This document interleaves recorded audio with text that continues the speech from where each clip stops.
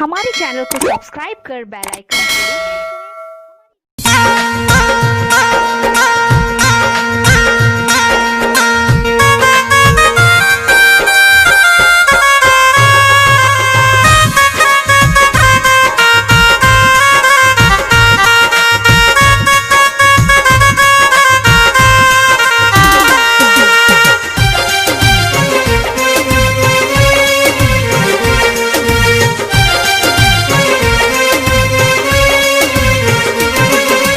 माई बाप के दिल जे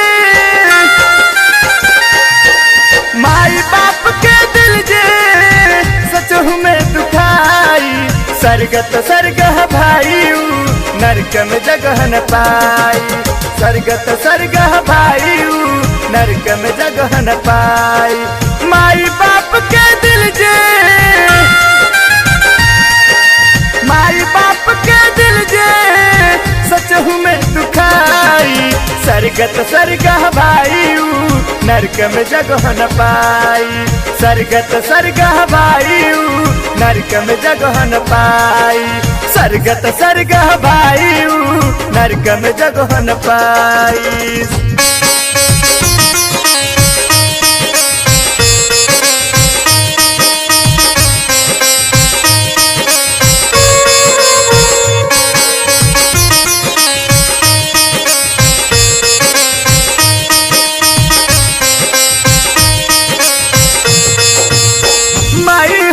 दुर्गा काली माई गंगा धाम हो बेटवा के सर पे रहे बाबूजी के नाम हो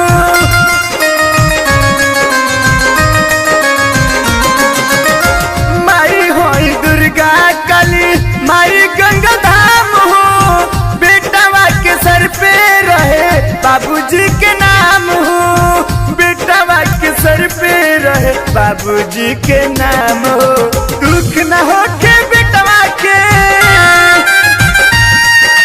दुख न हो के बेटवा के अपने दुख उठाई सरगत सरगह भाई नरक में जगह न पाई सरगत सरगह भाई नरक में जगह न पाई।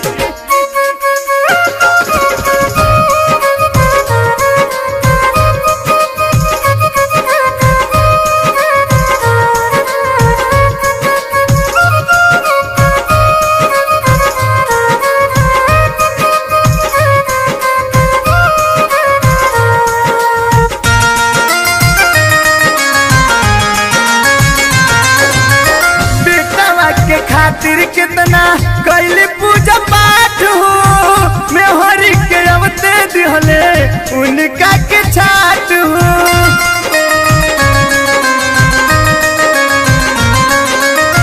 बेटवा के खातिर कितना कैली पूजा पाठ हो मैं हरि के अवते दिहले उनका के छाट हो मैं हरि के अवते दिहले उनका के छाट हो पाल पोस के बड़ कैली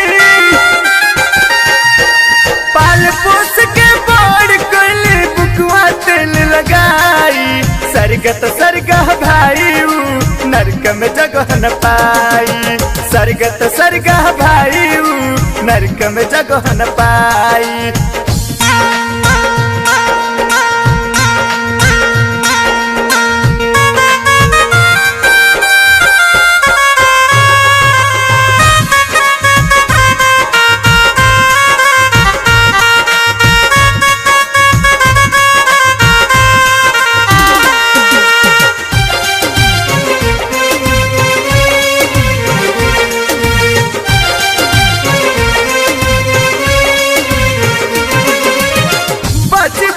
बीतल उनकर अचरा के छाव में छोड़ दिहल माई बाप के अधूरा जिंदगी घाव में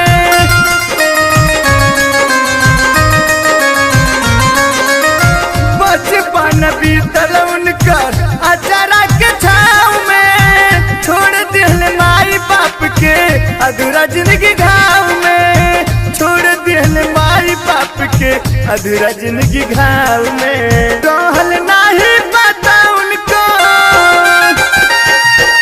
रहल नहीं पता उनको सरगत सरगह भाई ऊ नरक में जगह न पाई। सरगत सरगह भाई ऊ नरक में जगह न पाई।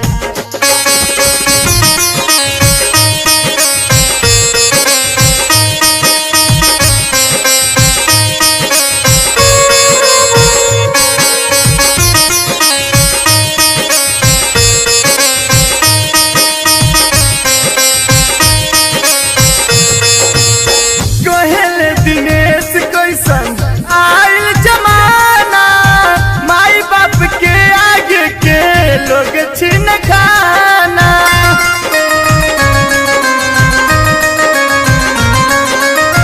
कोहेले दिनेश कैसन आइल जमाना माई बाप के आगे के लोग छीन खाना। माई बाप के आगे के लोग छीन खाना। गोलू गाना गई है का, गोलू गाना गई है का आवेला रुवाई। सरगत सरगह भाई ऊ नरक में जगह न पाई। सरगत सरगह भाई ऊ नरक में जगह न पाई।